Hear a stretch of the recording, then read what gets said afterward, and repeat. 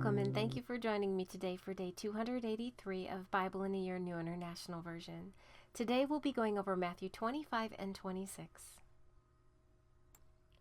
Matthew 25. At that time the kingdom of heaven will be like 10 virgins who took their lamps and went out to meet the bridegroom. 5 of them were foolish and 5 were wise. The foolish ones took their lamps but did not take any oil with them. The wise ones, however, took oil in jars along with their lamps. The bridegroom was a long time in coming, and they all became drowsy and fell asleep. At midnight the cry rang out, "Here's the bridegroom, come out to meet him." Then all the virgins woke up and trimmed their lamps. The foolish ones said to the wise, "Give us some of your oil, our lamps are going out." "No," they replied, "there may not be enough for both us and you. Instead, go to those who sell oil and buy some for yourselves." But while they were on their way to buy the oil, the bridegroom arrived. The virgins who were ready went in with him to the wedding banquet, and the door was shut. Later the others also came. "Lord, Lord," they called, "open the door for us." But he replied, "Truly I tell you, I don't know you. Therefore keep watch, because you do not know the day or the hour." Again, it will be like a man going on a journey who called his servants and entrusted his wealth to them. To one he gave 5 bags of gold, to another 2 bags, and to another 1 bag, each according to his ability. Then he went on his journey. The man who had received 5 bags of gold went at once and put his money to work and gained 5 bags more. So also the one with 2 bags of gold gained 2 more. But the man who had received 1 bag went off, dug a hole in the ground, and hid his master's money. After a long time the master of those servants returned and settled accounts with them. The man who had received 5 bags of gold brought the other 5. "Master," he said, "you entrusted me with 5 bags of gold. See, I have gained 5 more." His master replied, "Well done, good and faithful servant. You have been faithful with a few things. I will put you in charge of many things. Come and share your master's happiness." The man with 2 bags of gold also came. "Master," he said, "you entrusted me with 2 bags of gold. See, I have gained 2 more." His master replied, "Well done, good and faithful servant. You've been faithful with a few things. I will put you in charge of many things. Come and share your master's happiness." Then the man who had received 1 bag of gold came. "Master," he said, "I knew that you are a hard man, harvesting where you have not sown and gathering where you have not scattered seed. So I was afraid and went out and hid your gold in the ground. See, here is what belongs to you." His master replied, "You wicked, lazy servant. So you knew that I harvest where I have not sown and gather where I have not scattered seed? Well, then you should have put my money on deposit with the bankers, so that when I returned I would have received it back with interest. So take the bag of gold from him and give it to the one who has 10 bags. For whoever has will be given more, and they will have an abundance. Whoever does not have, even what they have will be taken from them. And throw that worthless servant outside into the darkness, where there will be weeping and gnashing of teeth. When the Son of Man comes in his glory, and all the angels with him, he will sit on his glorious throne. All the nations will be gathered before him, and he will separate the people one from another, as the shepherd separates the sheep from the goats. He will put the sheep on his right and the goats on his left. Then the king will say to those on his right, 'Come, you who are blessed by my Father, take your inheritance, the kingdom prepared for you since the creation of the world. For I was hungry, and you gave me something to eat. I was thirsty, and you gave me something to drink. I was a stranger, and you invited me in. I needed clothes, and you clothed me. I was sick, and you looked after me. I was in prison, and you came to visit me.' Then the righteous will answer him, 'Lord, when did we see you hungry and feed you, or thirsty and give you something to drink? When did we see you a stranger and invite you in, or needing clothes and clothe you? When did we see you sick or in prison and go to visit you?' The king will reply, 'Truly I tell you, whatever you did for one of the least of these brothers and sisters of mine, you did for me.' Then he will say to those on his left, 'Depart from me, you who are cursed, into the eternal fire prepared for the devil and his angels. For I was hungry, and you gave me nothing to eat. I was thirsty, and you gave me nothing to drink. I was a stranger, and you did not invite me in. I needed clothes, and you did not clothe me. I was sick and in prison, and you did not look after me.' They also will answer, 'Lord, when did we see you hungry or thirsty or a stranger or needing clothes or sick or in prison and did not help you?' He will reply, 'Truly I tell you, whatever you did not do for one of the least of these, you did not do for me.' Then they will go away to eternal punishment, but the righteous to eternal life. Matthew 26. When Jesus had finished saying all these things, he said to his disciples, "As you know, the Passover is 2 days away, and the Son of Man will be handed over to be crucified." Then the chief priests and the elders of the people assembled in the palace of the high priest, whose name was Caiaphas, and they schemed to arrest Jesus secretly and kill him. But not during the festival, they said, or there may be a riot among the people. When Jesus was in Bethany, in the home of Simon the leper, a woman came to him with an alabaster jar of very expensive perfume, which she poured on his head as he was reclining at the table. When the disciples saw this, they were indignant. "Why this waste?" they asked. "This perfume could have been sold at a high price and the money given to the poor." Aware of this, Jesus said to them, "Why are you bothering this woman? She has done a beautiful thing to me. The poor you will always have, but you will not always have me. When she poured this perfume on my body, she did it to prepare me for burial. Truly I tell you, wherever this gospel is preached throughout the world, what she has done will also be told in memory of her."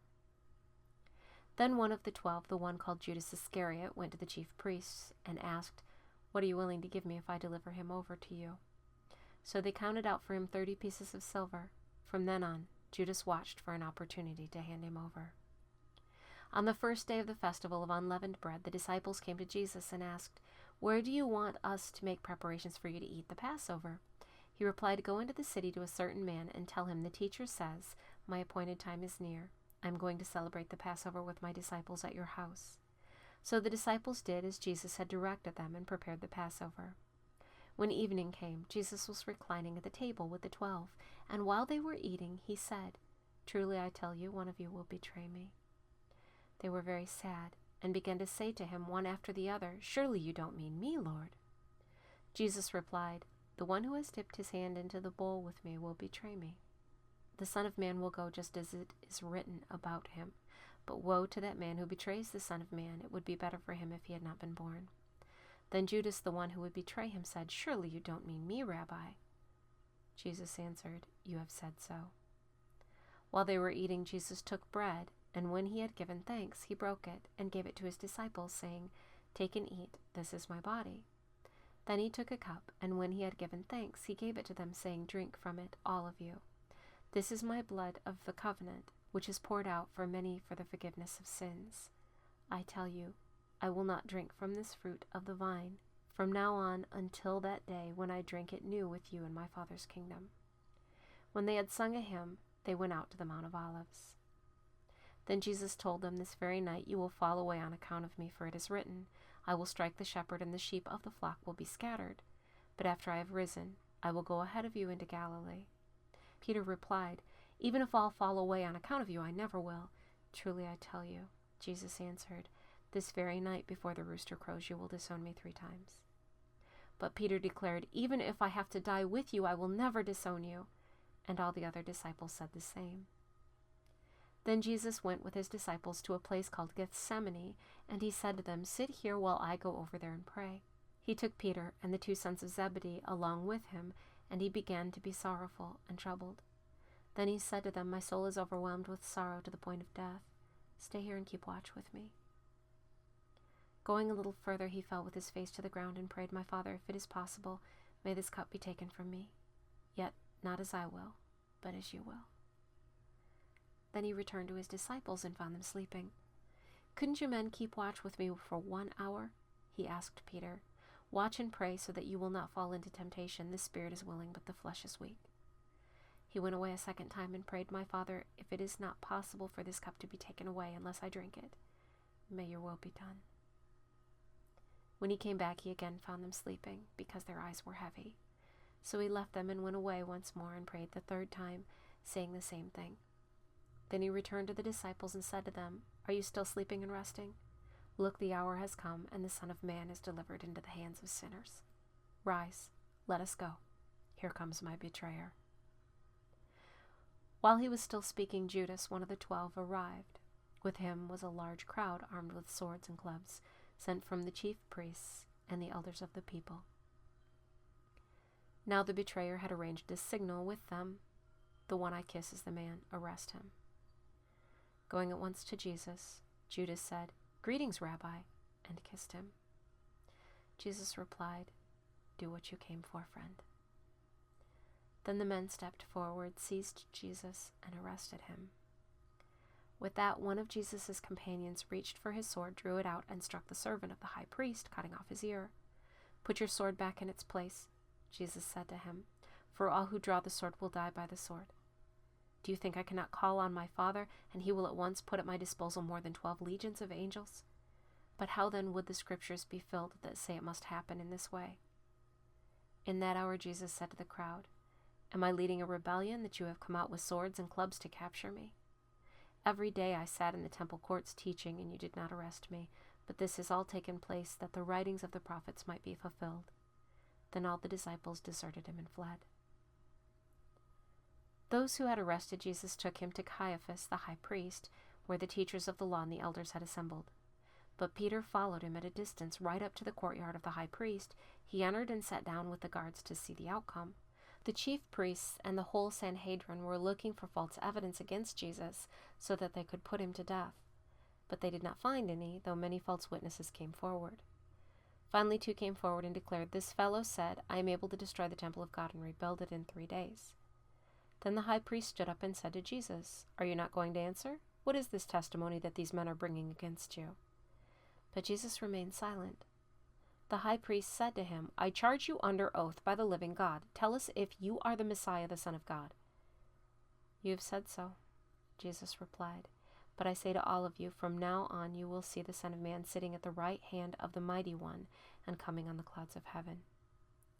Then the high priest tore his clothes and said, "He has spoken blasphemy. Why do we need any more witnesses? Look, now you have heard the blasphemy. What do you think?" "He is worthy of death," they answered. Then they spit in his face and struck him with their fists. Others slapped him and said, "Prophesy to us, Messiah, who hit you?" Now Peter was sitting out in the courtyard, and a servant girl came to him. "You also were with Jesus of Galilee," she said. But he denied it before them all. "I don't know what you're talking about," he said. Then he went out to the gateway, where another servant girl saw him and said to the people there, "This fellow was with Jesus of Nazareth." He denied it again with an oath, "I don't know the man." After a little while, those standing there went up to Peter and said, "Surely you are one of them. Your accent gives you away." Then he began to call down curses, and he swore at them, "I don't know the man." Immediately a rooster crowed. Then Peter remembered the word Jesus had spoken, "Before the rooster crows, you will disown me 3 times."